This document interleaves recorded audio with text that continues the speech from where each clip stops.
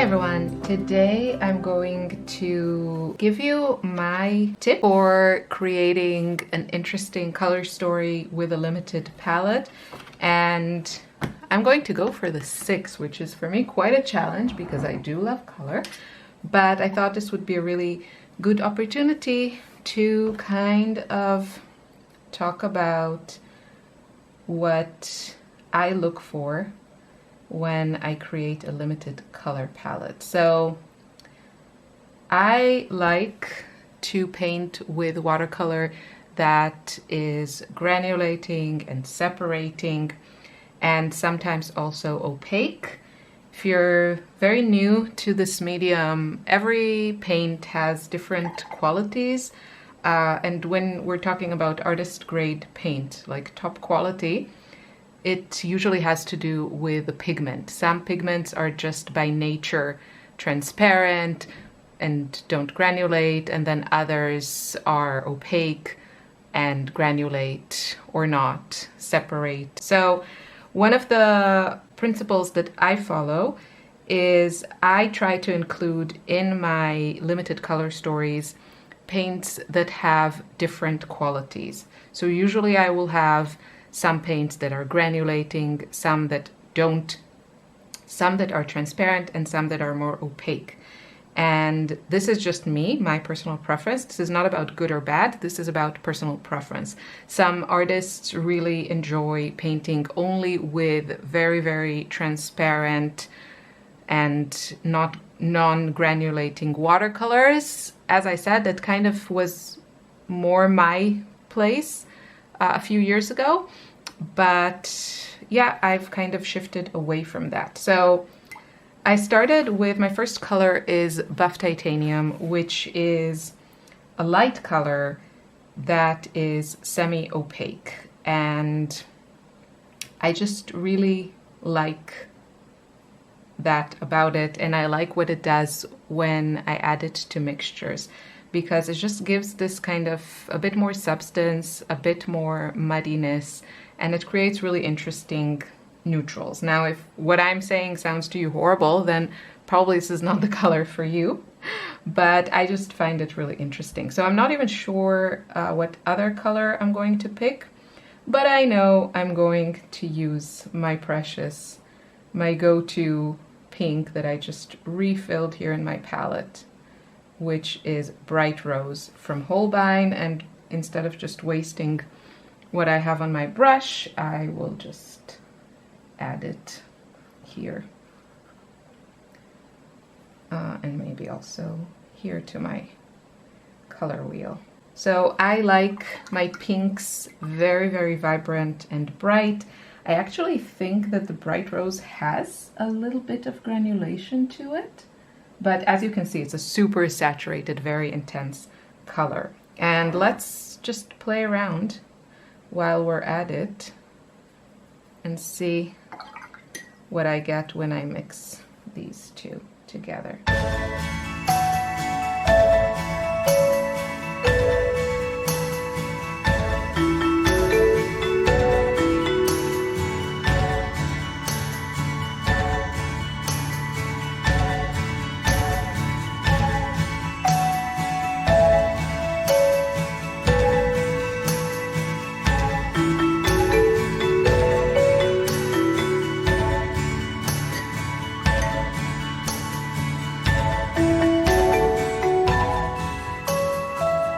So as you can see here in my palette, it gives me these lovely soft pinks that, to be honest with you, sometimes I find them more interesting than if I just mixed this with white.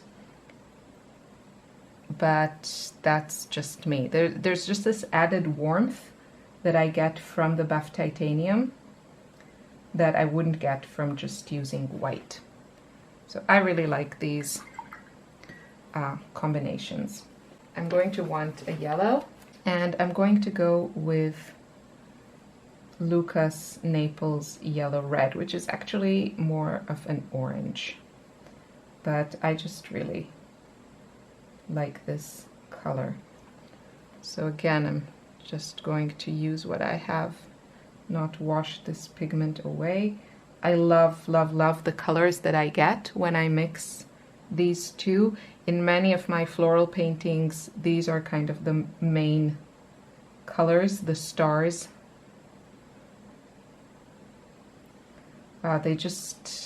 They make the most beautiful, as you can see, these like warm pink coral colors. You get that super intense pink from the bright rose, and then you get a little bit of opacity and warmth from the Naples yellow orange. So this is just a combination I really, really like. And all of the mixtures, and I use this a lot in many of my paintings. It just makes me very happy. So I'm going to actually put this here.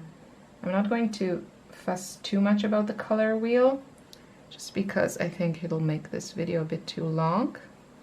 But then in the middle I'm going to put a nice mix of these two.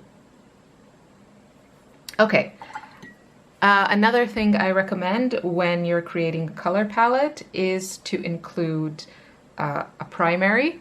You don't have to have all three, but one or two will give you a lot of options. Now, I don't necessarily think that versatility is what you should worry about when you're creating such a limited color palette or a small color palette.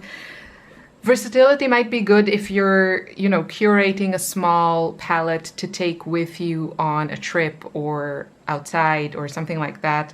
Then I can understand if you want to have options.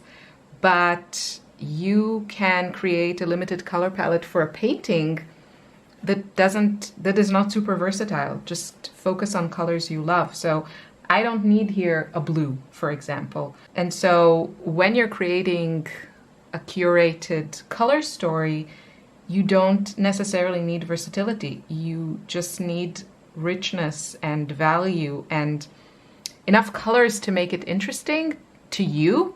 And sometimes this could be like a very, very monochromatic palette. So I just want you to keep that in mind, because we're not talking here about creating some sort of capsule watercolor palette that you can take with you and you can create as many colors from it as possible. No, that's not what we're doing. We want to make a color story that is interesting.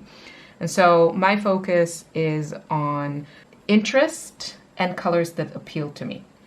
So I said the buff titanium is a light color. It brings warmth, it brings muddiness. It can kind of almost help you create pastel colors. I really like it. And then I have my super vibrant, intense, primary bright rose here. I have my Naples yellow red that brings warmth. What I need is a dark value, and this I would highly recommend to always include in any palette a dark color for dark values. Without it, your paintings will look flat. And I have seen this many, many times. So I would really recommend keeping that in mind. What am I feeling today? Yes, I do love, where are you? This color. This is Dusk Yellow from Rembrandt. And despite the name, it's actually a green, in my opinion. And what I like about it, I'm going to put it here, is that it has a really interesting granulation. And I'll show you how it looks when mixed with my pink. I really like using such colors in my paintings in very different ways. So I would use this also straight from the tube, but I want to show you what happens when you add just a touch of it to my bright rose. It darkens it and neutralizes it. And this just gives you so many beautiful neutrals and semi-neutrals that just look much more interesting and complex, and you wouldn't be able to get these out of a tube, if you ask me, and they would look more harmonious in your painting. That is how I feel. That is my experience. And you can see if you add a little bit, it just gives you this really beautiful dark pink color that you could use for shadows and those areas in a flower where you want to add more dark value, like the center of a flower, or which would be a shaded area of the flower. You could do that without having to add necessarily a gray or something like this. So I really, really love incorporating such colors. Now let's see what happens when I mix it a bit with my Naples yellow red.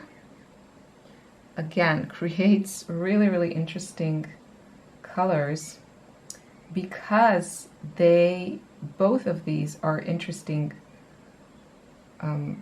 shades, and so the mixtures are always somewhat surprising. Okay, I zoom you in a little bit. You can see Dusk yellow has this kind of separation and granulation, and it brings that to everything that you add it to. Okay, so now I'm thinking what else I want to add. To be perfectly honest with you, this to me is already a very exciting color palette that I would love to paint a floral with it. Let's just do the side here, just to give you kind of an idea of how I like to use this image here. Just feel it gives me a glance of how my colors look next to each other, and a little bit of how they mix. Okay, now I can think about if I have any kind of color cravings, like what I want to add. And I can use also my little cards. Definitely feel like I want to add some sort of turquoise or blue. I think today I am craving lavender. So lavender is a color that a few brands make, and it is most of the time, or almost all of the time, made with the pigment from French ultramarine or ultramarine blue and some white. So you could definitely mix this yourself if you have ultramarine blue or French ultramarine in your palette and white. And I just like this color. And I also like the mixtures that I get with the Naples yellow reddish. Again, this is opaque color, and so it just gives this quality to it. I like using opaque watercolors in my painting. You have to be careful because, you know, you don't want to overuse them, but I think they add something. And I kind of messed up these areas, but you can see that I can get a very nice, a more light gray from mixing these two. So let's see. I'm going to add this one here. And the in-between colors, another tip that I have for you is to not necessarily try and mix the color that goes exactly in the middle, but rather find a shade that you like. So for me, I'm guessing it'll be mostly pink with a touch of lavender, and I think this will give me a similar look to cobalt violet. See, this is the mixture. It's closer to the pink than to the blue, but this is what I like. So this is about your preferences, not about creating some sort of like super balanced, exact mixture. Let's look, this is my cobalt violet. I could probably add a little bit more pink to this. But look at this beautiful color that I created with these two. And Yes, let's see what happens when I mix it with the Dusk yellow. I don't know, it will be interesting. And again, I'm going to go for a shade that I like, not necessarily the one in between. So I got this really interesting gray that I could definitely see myself using as kind of a more background color. I think that would actually be beautiful. And it has texture and granulation. So let's add this one also here, like this. And actually with my color cravings, I would actually place the Dusk yellow here next to the buff titanium and not necessarily next to this lavender. But for the purposes of this demonstration, I'll do this like this. Here I have space for another mixture, and actually I have space for another color. So I already feel like I have my elements that I always like to include in a color palette. I have some saturated colors, some more muted colors. Buff titanium and this dusk yellow are definitely more muted. This one is very, very neutral. This one just has a little bit of a color to it. I have transparent colors like this one, and then I have more opaque colors like these three actually. And I have some primaries. I have a dark color with my dusk yellow. I would consider adding another dark color here. And I have a few favorites, like Zoisite Genuine is a beautiful color, Bloodstone also, but I think I'm going to go with Moonglow. And just really enjoy that separation that this color has. So let me show you. I like how it mixes with the Naples yellow, so that's what I'm going to show you. And we can also look in comparison to the mixtures with lavender. Also, when you do these mixtures, you want to make sure you don't have too much water, because otherwise it's very hard to see the color when you get just like a watery mess. So right now I'm on the verge.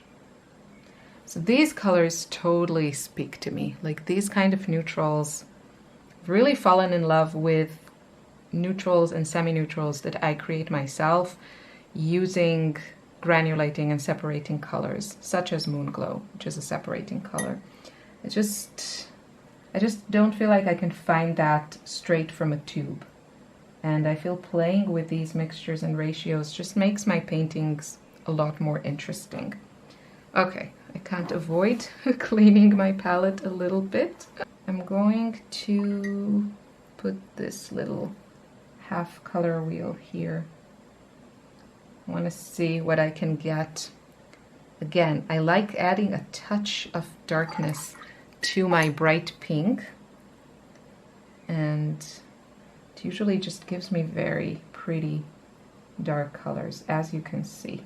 And I'm going to mix a little bit of buff titanium with my bright rose. So I hope this demonstration gave you a good idea of how to create and curate a limited color palette for a specific painting that gives you options, gives you interest, gives you exciting mixtures.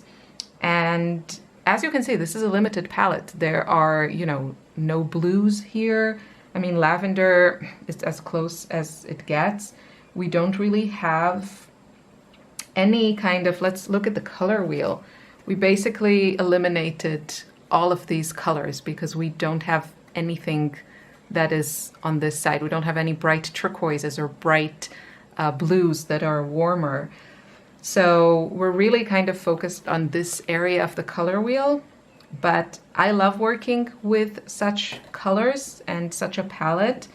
To me, it gives me all the richness and color that I need, And then that's not completely true, because if I would use this in a painting, I would probably come in at some point and add a pop of color.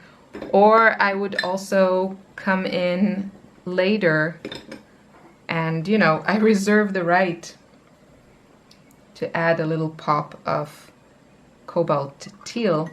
But then usually, like for me, when I add these pops, they're at a later stage of the painting and I don't really, you know, create a lot of mixes with them. They're just added as like a little, you know, like a decoration, like a little accessory. They're not a part of the core color palette.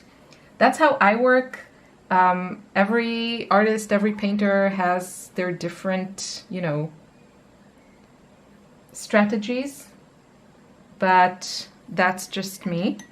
And I love it when people comment that, you know, they immediately recognize my color palette. But it takes a lot of work and a lot of like self-awareness and kind of figuring out what you like and what you don't. And, you know, just feeling confident enough to let go of other people's opinions. And remember that this is not about skill or, you know, technique. This is about your own color sense. You should go with what you like and not what other artists tells you to use, even if they are more experienced. Because if you understand the principles, if you understand value and, you know, color theory and what you get when you mix colors, then I think you have the tools to create a color palette that works for you and serves you. And you can just use it with whatever technique you want for whatever subject you want. That it's just like a separate element. Okay, one last thing before I go. I just wanted to show you how this looks with just a few words, you know, details about which colors, a few doodles around. It just gives it, it's so pretty. It's so pretty. And yeah, you know, you can add information. Of course, you should always write which colors you're using. You can add the pigment numbers if you want. But I also highly, highly encourage you to mark the shades that you like, because there's a lot of information here. And I just like to put a little heart next to the shades that I particularly enjoy. And again, and this, I said, like, look at these, like the mixtures here that I got from Moonglow and Naples Yellow Red. It's just so beautiful. And make notes of what you liked about this color story, because it'll be very, very helpful in the future, and you don't have to, you know, reinvent the wheel. You can just come back to your logbook or swatch book or reference book. So I just wanted to show you how it looks with all of the names and everything. I love handwriting. I think it adds such a great detail to these pages. They are not only helpful, but they're also very aesthetically pleasing. So that was a lot of talking, but I hope this was helpful to you. You can find the printables in my shop, or if you're enrolled in Watercolor Workbook, you have access to these. They're yours to download, print, enjoy, play around, have fun. I would love to see what you create. You can always tag me on Instagram or email me. And yeah, have fun playing around. I will see you in 2 weeks. Take care. Bye-bye.